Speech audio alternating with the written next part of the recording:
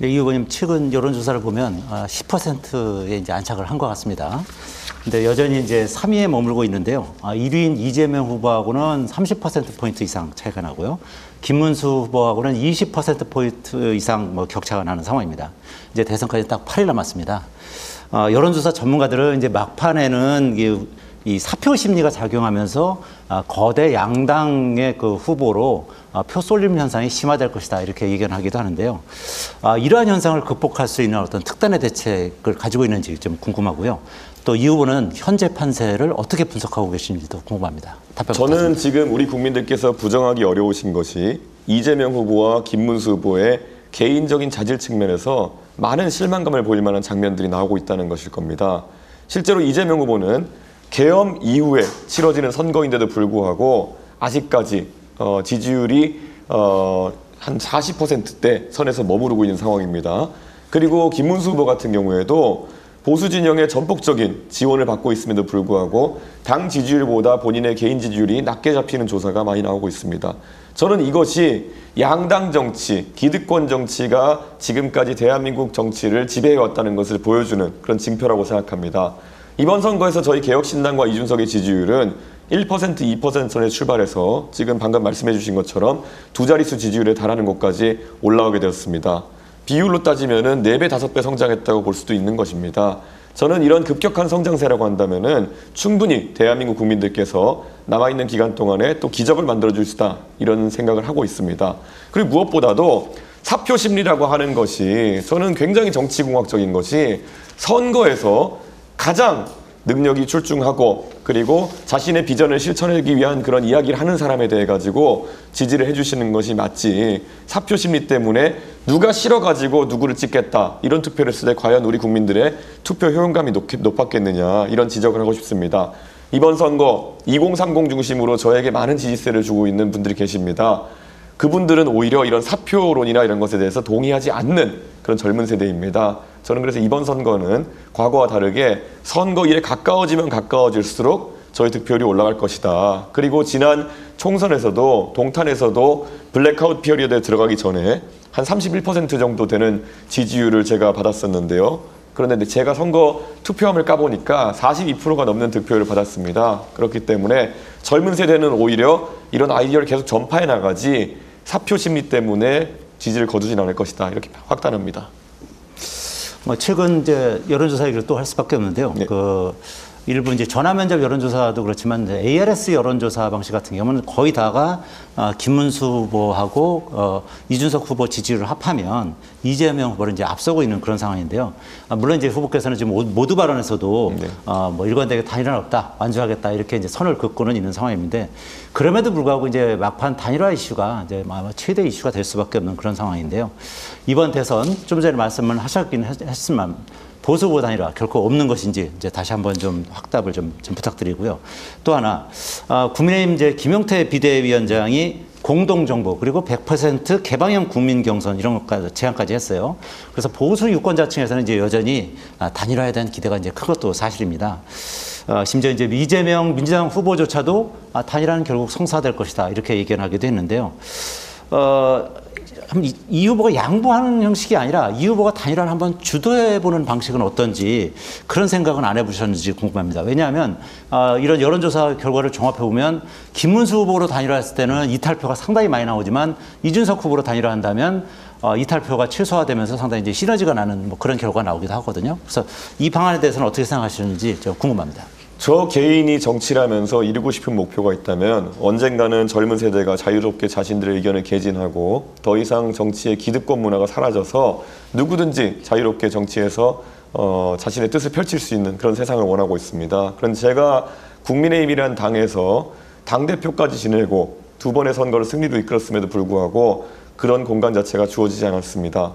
그것은 국민의힘이라는 당이 결국 틈만 나면은 결국 제주는 고민 없고 나중에 기득권이 앞으로 나서가지고 본인들에게 혜택을 누리려고 하는 문화가 있다는 것을 저는 너무 잘 알고 있습니다. 그렇기 때문에 이번 선거에 있어가지고 저는 그런 행보에 동참할 생각이 전혀 없습니다. 그리고 지금 지지율 추이가 일시적으로 산술합을 했을 때 저와 김문수 후보의 지지율을 합쳤더니 이재명 후보보다 높게 나온다. 그렇다면 그건 이준석의 공을 인정해야 되는 것입니다. 그런 추세가 나오기 시작한 것이 바로 1차, 2차 TV 토론이 시작되면서 그런 추세가 나온 것이거든요. 그 전까지 김문수 후보와 국민의힘이 과연 이재명 후보의 지지율을 약화시키게 해가지고 어떤 성공적인 행동을 했습니까?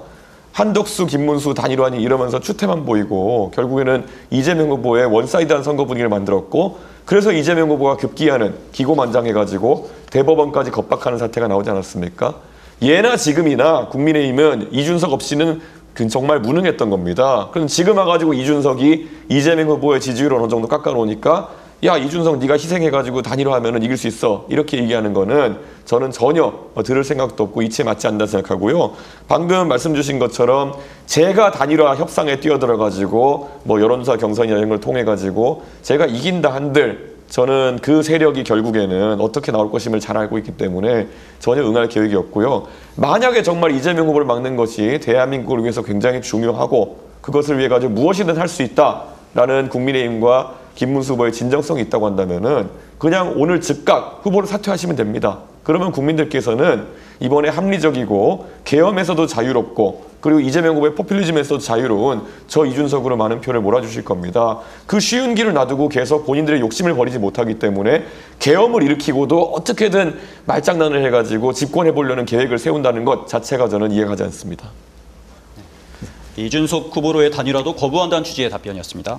다음은 SBS 최선호 논설위원입니다. 예, 이렇게 후보 모셔놓고 단일화 질문 자꾸 들어가지고 죄송한데요. 예. 이게 워낙 뭐 핵심 이슈다 보니까 괜찮습니다. 예. 마침표를 한번 찍어보자라는 차원에서 추가 질문 드리겠습니다. 지난 주말 유세에서 이번 선거는 내란 세력과 완전한 단절을 이뤄내야 되는 선거다라고 말씀을 하셨고 물론 이제 내란이 가고 그렇다고 환란이 오면 그게 무슨 정치 교체냐고 해서 민주당도 동시에 비판을 하셨습니다만은 어쨌든 단일화 이슈와 관련해서 이 내란 세력과 완전한 단절이라는 말이 좀 의미심장하게 들렸습니다. 그리고 말씀하신 대로 오늘 아침에 당원들 11만 명이나 됐네요. 예, 이제 맞습니다. 당원들에게 대선 완주 메시지도 보내셨습니다. 그렇다면 이거를 지금의 김문수 후보 또 김문수 후보를 뽑은 지금의 국민의힘과는 뭐 정치공학적이든 어떤 형식이든 단일화 논의, 단일화 가능성은 없다. 이런 선언으로 이해해도 되겠습니까? 예, 이미 제가 누차 선언한 바가 있고요. 저는 국민 여러분께서 조금은 위기의식을 갖고 바라보셔야 되는 것이 저는 김문수 후보가 지금 과연 국민의힘이라는 당에서 계엄 사태 이후에 개혁을 하러 나온 후보이냐라는 질문을 하고 싶습니다. 오히려 김문수 후보는 중간에 한덕수 총리님과의 단일화나 이런 걸 염두에 두고 밀어준 분들도 있겠지만은 국민의힘의 기득권을 유지하기 위해서 만들어진 후보입니다. 그런 상황 속에서 제가 단일화에 관심을 갖는다는 것은 제 스스로를 부정한 행동이다 이렇게 말씀드릴 거고요. 김문수 후보의 지난 몇 년간의 행보를 보면은 결국 부정선거 담론이라든지 아니면 매우 오른쪽에 있는 그런 전광훈 목사의 세력이라든지 이런 쪽과 어울렸던 그런 행보를 가지고 있습니다. 저는 왼쪽 오른쪽 이런 게 아니라 앞으로 가겠다는 이야기를 했기 때문에 전혀 그런 퇴행적인 단일화를 할 수 없다라는 말씀을 드리고요. 이재명 후보 측도 제가 한번 비판해보고 싶은 게 이재명 후보가 지난 몇 년 동안에 윤석열 대통령과 티격태격하면서 어느 정도 탈색했다고 생각하겠지만은 돌아가 보면 2017년 이때쯤만 본다 하더라도 이재명 후보는 김어준 씨와 같이 부정선거 의혹을 가지고 같이 방송도 하고 이랬던 부정선거론자에 가까운 분입니다. 저는 국민들께서 이번 투표용지를 보시고 참 황당하실 겁니다. 부정선거를 믿었던 분이 3분이나 투표용지에 올라와 있습니다. 계엄에서도 자유롭고 부정선거와 같은 음모론에서도 자유롭고 파퓰리즘에서도 자유로운 저 이준석이 아마 유일한 선택지라는 것은 투표용지를 받아보시면 보이실 겁니다. 이렇게 단호하게 선을 그으시는데도 불구하고 아마 국민의힘의 단일화 구애는 며칠 동안 계속 될 것 같은데요. 예. 앞서는 당권 줄게 단일화하자라는 친윤의 제안이 있었다는 폭로도 있었고 또 총리 제안, 공동정부 제안도 나왔습니다. 아마 사전투표일 직전까지 이런 그 막판 단일화 제안이 계속될 듯한데 마침표를 찍어보자는 차원에서 좀 질문을 드리겠습니다. 결론적으로 국민의힘이 희망하고 있는 김문수 후보를 위해서 이준석 후보가 사퇴하는 방식의 단일화. 이걸 숫자로 한번 이 단일화 가능성을 몇 %다 이렇게 말씀하신다면? 0%다 이렇게 말씀드리겠습니다. 그리고 만약에 제가 정말 대한민국을 걱정해서 그분들이 이야기하는 거라면은 김문수 후보가 빨리 사퇴하도록 설득하는 것이 옳을 것이다. 그러면은 저는 높은 확률로 이재명 후보의 집권을 막을 수 있다. 이렇게 말씀드리겠습니다. 왜냐 2030 세대는 확고합니다. 이준석은 찍을 수 있지만은 김문수 특히 내란 무리와 동조했던 그런 김문수 전 장관을 찍을 수는 없다라는 의사가 있기 때문에 표의 합이 이루어지지 않습니다. 김문수 후보로 단일화됐을 때는. 그렇기 때문에 김문수 후보가 자연스럽게 사퇴하고 투표용지에 이준석과 이재명의 대결로 간소화시키는 것이 유일한 방법일 것이다 이렇게 말씀드립니다.